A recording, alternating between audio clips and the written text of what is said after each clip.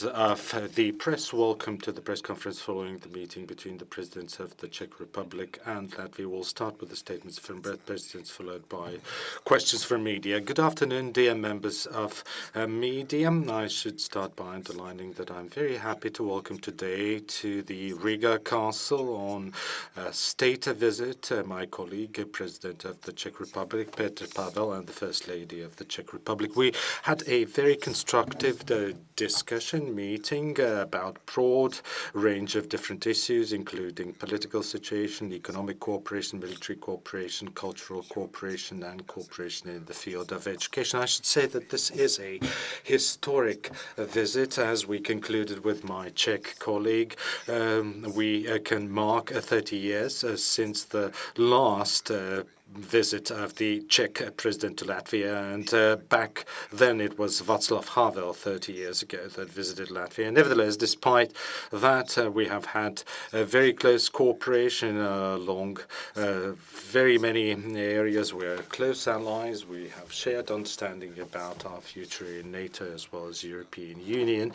We also discussed support to Ukraine, and we were on the same page in this regard as well. And we also spent a great length of time, a great amount of time talking about the developments in the Middle East. Would like to specifically thank the Czech Republic for contributing to the multinational EFP battle brigade here in Latvia. Czech troops have been here for several years already, and Czech Republic has also been an active participant of the Baltic Air Policing mission as well.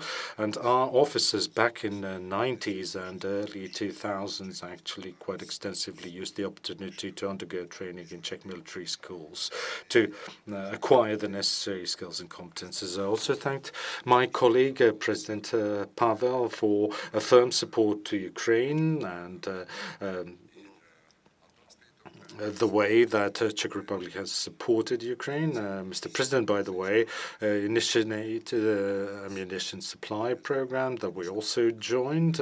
It was very important for Ukraine at a very critical time. They received the necessary artillery shells, and that allowed them to overcome a very critical point in this military conflict. We also discussed trade and economic cooperation. There will be a business forum, by the way, taking place also in scope of this visit. There's a huge interest from the Latvian side as well as from the side of Czech business community to develop cooperation in fields like energy, defense, and military industry. And we also have quite extensive and long cooperation when it comes to transport sector as well. I should also underline that as far as Latvia is concerned, we highly appreciate not only military, economic, and political cooperation, which is excellent, but we also Bruno Vasaryk and Pavel and Prague Karel University, which provides Latvian language study programs. And in Latvian University, you can also study Czech language. Also, Bauska Castle renovation is another example of hands-on cooperation, thanks to the Czech experts and Miloš Gavent, the master restorer. We have managed to bring back the Bauska Castle to its former glory that we haven't seen for decades, in fact. And tomorrow, during our regional visit, we will in fact go to Bauska region, and we will visit also Rundale Palace. We also discussed, as already mentioned, the situation or the developments in the Middle East. We talked about support to Ukraine as well. On my behalf, I would like to once again reiterate that we're again on the same page when it comes to the situation in Middle East and the military conflict in Middle East. We do believe that it shouldn't overshadow support or the situation in Ukraine. I'm talking about military and political aid or support to Ukraine, which needs to continue despite the military conflict in Middle East. And currently, of course, it's too early to talk about the results or the outcomes of this military conflict in Middle East. However, Latvia would like to again stress that for us, Iran is the aggressor aggressor that has pursued aggressive foreign policy in the Gulf region and has also supported the Russian invasion in Ukraine, which is absolutely unacceptable for us. Also, attacks of Iran on other neighboring countries are absolutely unacceptable and will only lead to escalation of the current tensions. On the other hand, there are diplomatic channels that we can exploit in order to resolve this situation. Iran should ban its nuclear program and aggressive foreign policy and thus help bring this conflict to a peaceful resolution. Last but not least, we also briefly talked about defense and security. Cooperation within the framework of the EU and NATO between Latvia and Czech Republic. During the visit, we will also have other detailed discussions. We'd like to once again thank Mr. President for visiting Latvia, for a very constructive meeting that we had. And it's over to you, Mr. President. Thank you, Mr. President. Thank you for being such a generous host, not only to all of us, but also covering most of the issues, allowing me to be very brief. Our countries have a lot in common. We are good allies in NATO, within the European Union, but we also share the same long-term interest and assessment of current issues, which makes us very like-minded, and it makes it easier to assess a number of challenges that we face. I would like to stress another level of our relationship, and it's people-to-people exchanges of students and number of tourists coming back and forth, also allowed by direct flights between our two countries. With regard to our mutual cooperation, we have identified some opportunities for our businesses, especially in the areas of security, defense, transport, or biotech. Companies that are with me and that will take part soon in a business forum are ready to get in touch with their counterparts in Latvia to discuss concrete options for furthering our cooperation. With regard to our defense cooperation, we all built on experience that our troops are gaining on the ground here in forward presence on land, but also drawing our lessons from the war in Ukraine. We both see the outcome of the war in Ukraine as crucial for European security, and that's why we keep supporting Ukraine in all possible ways. Through provision of military support, financial support, but also political support. And at the same time, we share the view that to be successful with the war in Ukraine, we need to keep pressure on Russia to get it to the table. Up to now, Russia has not demonstrated any will to negotiate peace, but rather keeps pushing conditions that in the end would mean Ukrainian surrender. It's obviously not the outcome that we would be pleased with.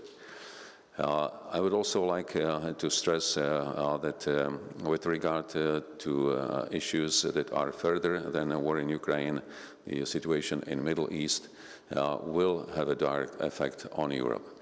And we have to lead serious debates within Europe, not only European Union, because all Europe will be affected by the impacts of this conflict. Europe at this point is not an active part. We were not invited to consultations or coordinations with the United States or Israel, but the impact will be on us as well. So it is in our own interest to debate internally within the EU what kind of consequences this conflict will have and how we will handle them. And to that, the meetings like we have now, the openness and straightforward approach is crucial, that we find a common language, common approach, and then we present such a common approach at the platforms such as EU or NATO. I would like to thank once again to our Latvian hosts for being so generous and also being so open, making our relations so good with even better prospect for the future. Thank you. Thank you, and now we'll open the floor for questions. Mr. Žapek from the Czech television. President, you talked about defense cooperation. So what are the common points in that regard between the two countries, and especially what can they draw inspiration from each other? Thank you. Okay, let me start. We do have a real cooperation, not only within NATO, but as I mentioned, experience on the ground. We started in 2018 with that time it was called Enhanced Forward Presence. It has developed over time. It is now a real military presence strengthened from battle groups up to brigade level, taking common training, but also getting real-life experience from the battlefield in Ukraine to the training on the ground here in the Baltic countries. So that's one part. And the other is cooperation between our militaries bilaterally, between our military academies and research institutions, developing new ways of defending against threat like drones. In all domains, air, maritime, and land, and also sharing the ways how to implement these new tactics and technologies in our militaries, because obviously not being directly involved in the conflict, our procedures are longer than procedures within Ukraine military, but we have to adapt the speed of changes into our current environment. Well, very much agreeing with what President just said. Let me outline a couple of points. First, I think that there is growing interest in both Latvia and Czechia for defense industrial cooperation. Drones, anti-drone systems. Also, we know that Czechia has a very good, very modern defense industrial base, and I think that that's where one kind of way for cooperation there is, and I know that also there are entrepreneurs that are now meeting as we speak as part of the business forum, and they are also trying to find ways where to cooperate. Number two, I think that, and we briefly spoke about that, we still need also to find ways how to enhance military mobility within the European Union, within NATO, and there are some procedures that we need to address. Number three, Latvia is developing a training ground that we are going to offer to our friends and partners and allies, one of the largest in the region, that can be used also for common bilateral or collective training. And finally, of course, as President just mentioned, we highly value the fact that the Czech Republic has been part of NATO's air policing mission. I think it's 4 times that the Czech fighter planes have participated. The presence of the Czech soldiers here on the ground already for 8 years, and it's going to continue for some time. The common training at the brigade level is something that we highly value, and we hope that we will continue this cooperation as part of NATO, but also when it comes also to bilateral cooperation between our two militaries. Thank you, Agency Letta. Question to both presidents. You already mentioned situation in Middle East, developments in Middle East. Considering that the United States and Israel and the conflict between these sides in Iran have led to increase or the price, oil price hike and the problems in the Hormuz Straits. What should be the role of the EU? The EU is not involved in the military conflict, but could it be a mediator in this situation?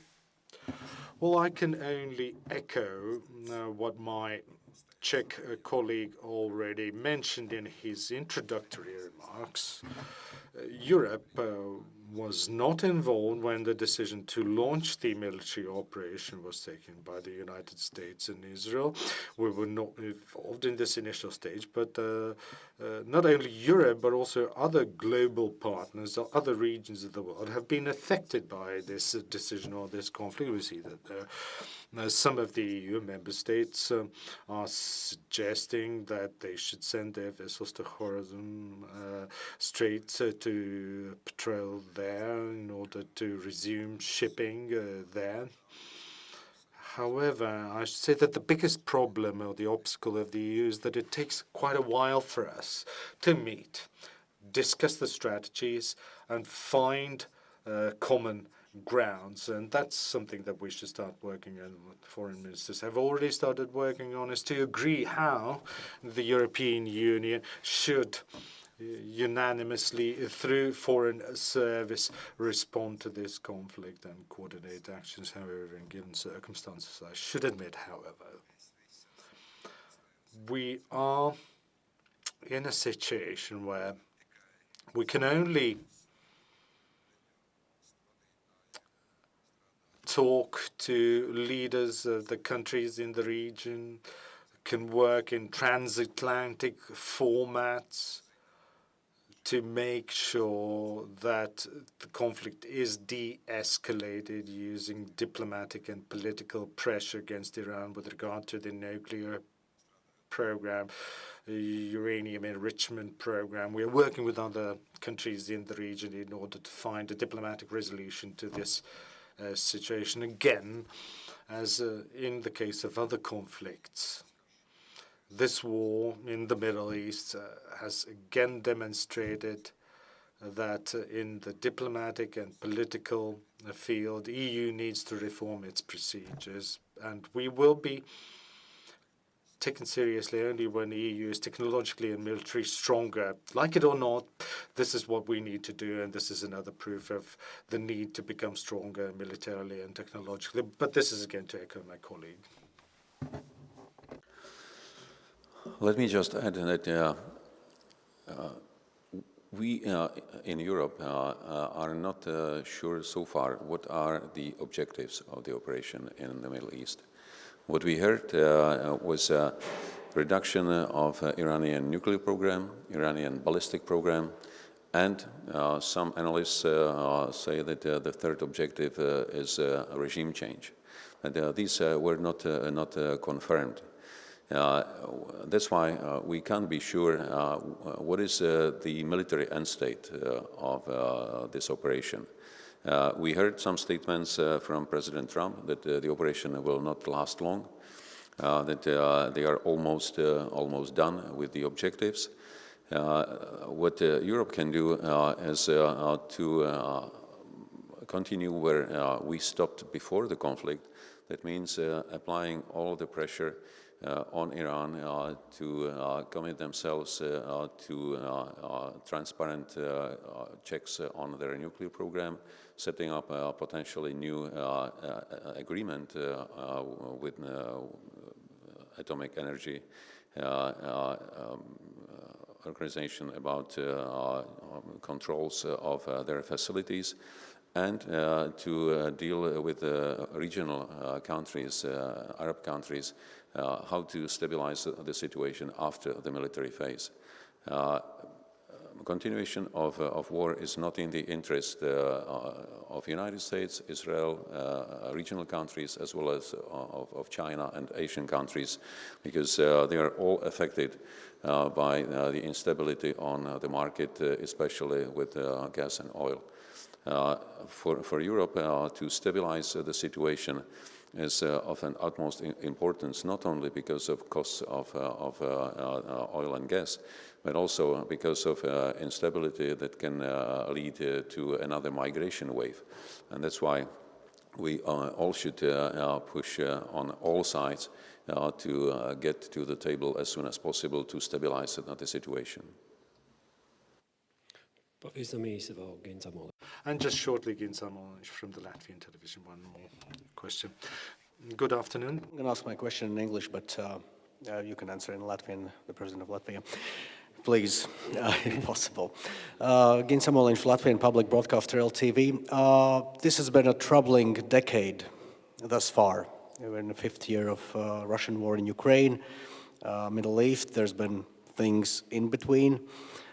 Should we brace for more anywhere in the world? Of course, there are some candidates, but still, that the rest of the decade will be troubling as well. As countries, as states, as societies, should be braced for more. And is Europe ready to meet any challenges that might still arise, to be proactive? Thank you. Okay, I'll briefly answer both in English and in Latvian. Well, till the end of this decade, 4 more years to go. I think that indeed we need to understand that that kind of romantic period of 1990s, beginning of 2000s is over. We're actually back to some extent to the global politics where there are competing values, where there are competing powers, and not always the international law is respected by all, to say it in a very diplomatic and mild form. And for small countries, especially with the history, as actually both of our countries have, coming out of 1930s, 1940s, I think this is a very dangerous world. And the only way how we can survive is working together in regional formats, trying to uphold international law as much as we can. Now switching to Latvian very quickly, I do believe that we need to take into account the fact that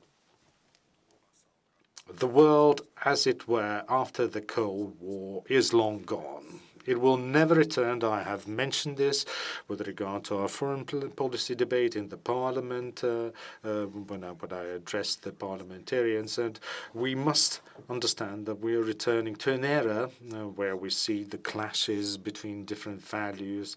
We see attempts to use force. We see attempts to disregard international law. And for small countries like Czech Republic and Latvia, given our historic experience and our past, it's important to keep working together in different regional and other formats in order to support each other, encourage each other, strengthen each other, and make sure that we are living in a world which is based on clear order and rules-based international order. I do suppose that coming years will be quite tumultuous, quite complicated, and we can't even exclude the possibility that there might be other military conflicts, other developments of similar kind. But again, if we compare it to an era that we've gone through in the past, the era which was very dark, 20s, 30s and 40s, 1920s, 30s and 40s,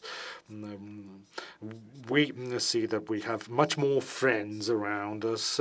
We have our historic experience that has taught us a lot, and we see that countries, despite being overpowered, like Ukraine, keep fighting, and that's a great inspiration for us. But unfortunately, I do not believe that the miracles will come true all of a sudden and everything will return to normal and peaceful situation, as it were, after the collapse of the Soviet Union in those early 90s, when we thought that the liberal world order, international law, human rights, democracy will prevail and will be victorious. Unfortunately, that's not so, and that's something that we need to take into account. Thank you. Let me try to take slightly more down to the ground and military position. I believe that when we look at the war that lasts for more than Second World War on Eastern Front, it has caused numerous casualties on both sides, a lot of material damage, and increasingly international community becomes impatient when it comes to the end of this conflict, and the longer it takes, the less interest it will draw from international community. It will be overshadowed by a number of other problems, such as Middle East now, And no one will look back to the origins. Everyone would only seek the end of a conflict at whatever outcome. For us in Europe, the outcome is crucially important, because if the aggressor is rewarded, then we will see him probably more inspired to go further with such an aggressive approach. So that's why it is in our vital interest to push on the outcome that will be as just for Ukraine as possible. It will never be ideal, because we cannot push Ukraine to the limits, suggesting that they would be able to liberate all occupied territories in a foreseeable future without investing much more on Ukrainian side, the lives of people, on our side, material, financial, and other kinds of support. So what will be the desired end state at this point? Let's finish the conflict at the line that exists today. Let's start negotiating a compromise that, from our side, I mean, European and Ukraine, will be occupied territories will never be recognized as legally Russian. That means they will have a status of temporarily occupied territory, and we will go forward with reconstruction of Ukraine, with their accession to EU and potentially even to NATO, because I would see it as the best guarantee for security not only of Ukraine, but also the rest of Europe. Paldies.